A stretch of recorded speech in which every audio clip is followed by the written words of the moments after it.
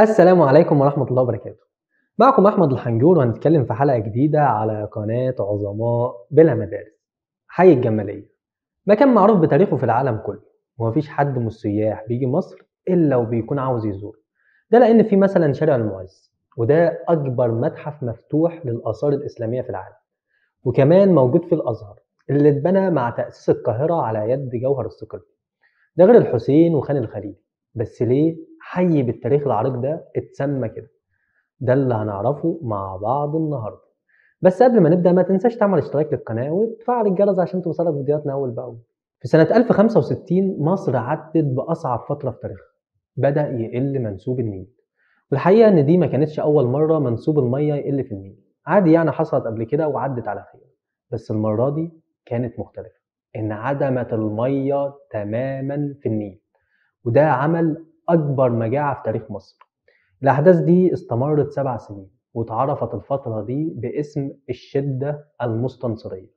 ده لأنها وقعت في عهد الخليفة الفاطمي المستنصر بالله.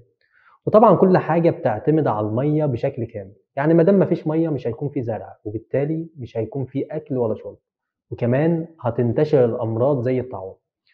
وبدأت الناس تسرق من بعضها، وفي وسط المجاعة ما بيكونش فيه قيمة للفلوس والذهب. أغلى حاجة هتكون الأكل، بس الأكل كان سعره خيالي وزيادة عن اللزوم. يعني مثلا تمن البيضة بيساوي 10 قراريط أرض، واتباعت حارة مكونة من 20 بيت في مدينة الفسطاط بطبق عيش. يعني كل بيت كان تمنه رغيف، واتسمت الحارة دي بحارة الطبق. الظروف دي خلت الناس تحاول تسيب مصر وتسافر لأي بلد تاني، بس حتى دي كانت صعبة أو شبه مستحيلة، لأن ما كانش فيه أي وسائل مواصلات غير الجمال والحصان.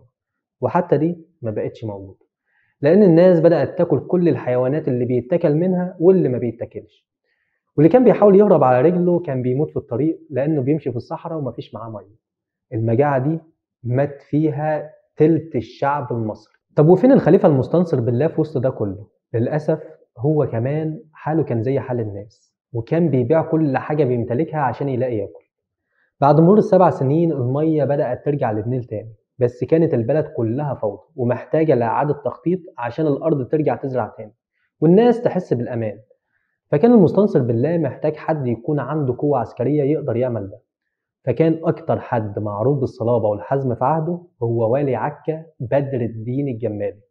فاستعان بيه وبقى الوزير بتاعه واداله كل الصلاحيات اللي هو عاوزها. فعلا بدر الجمالي أول ما وصل مصر اهتم بالزراعة وقام بإعادة تخطيط قنوات الري، ولغى الضرايب على الفلاحين لمدة 3 سنين. وفي السنة الرابعة يبدأ يجمعها منهم، بحيث إنهم يكونوا وقفوا على رجليهم، ورجعت الأسعار لطبيعتها. وكمان بدر الجمالي بنى باب زويلة، ده الباب اللي اتشهر إن سيف الدين قطز أمر إنه يعلق عليه رؤوس رسل التتار لما كانوا جايين يهددوا بغزو مصر. والحادثة دي كانت مقدمة لتأسيس دولة المماليك. وكمان عند الباب ده تم إعدام آخر سلاطين المماليك السلطان طومان باي، بعد ضم مصر للدولة العثمانية في عهد السلطان سليم الأول.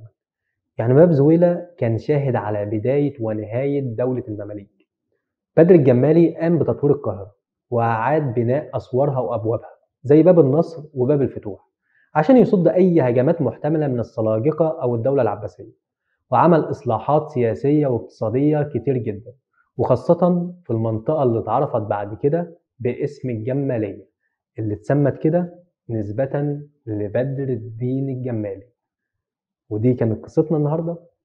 شكرا، ونشوفكم في حلقة جديدة.